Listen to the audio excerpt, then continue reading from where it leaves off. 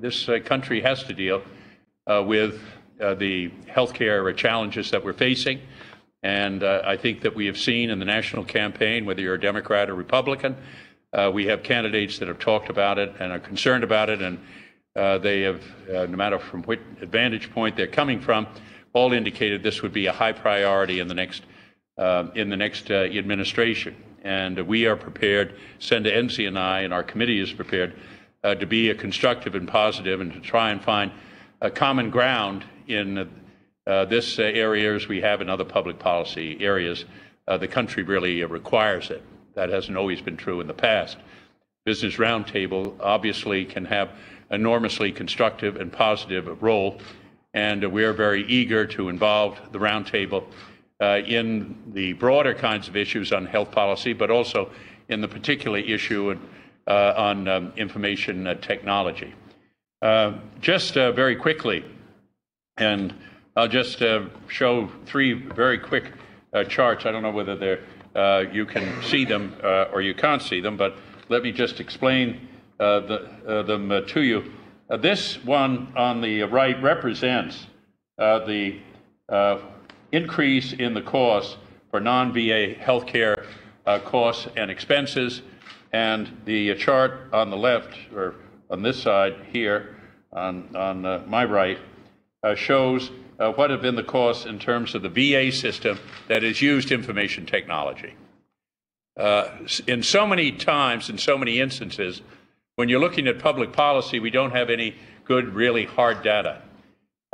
We can't say that there's some kind of a precedent or some kind of pathway that has been out there before, but we have a very clear and, I think, revealing example of what can happen with the utilization. We know what the RAND Corporation has talked about is $150 billion in savings, but we know from looking at the VA system in real terms per patient what it has meant in terms of the cost. Secondly, this is unfortunately it's sort of an indictment of what we have seen in terms of the process or the system. I think Congress bears some responsibility, I think, as well as others, administration, others, and both houses.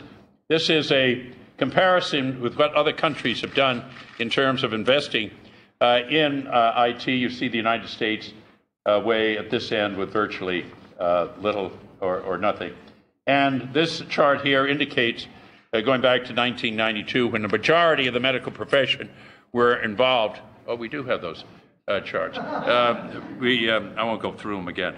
It indicates when a majority of the medical profession we're going through these, and we see that we still are missing in action. This is a key issue.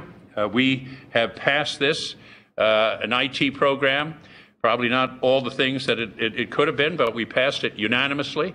It was an Enzi Kennedy bill initially. We have saw then it get weighted down in the House of Representatives.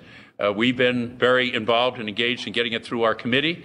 Other committees now have found reasons to think about how they can perfect it rather than getting something that is very good.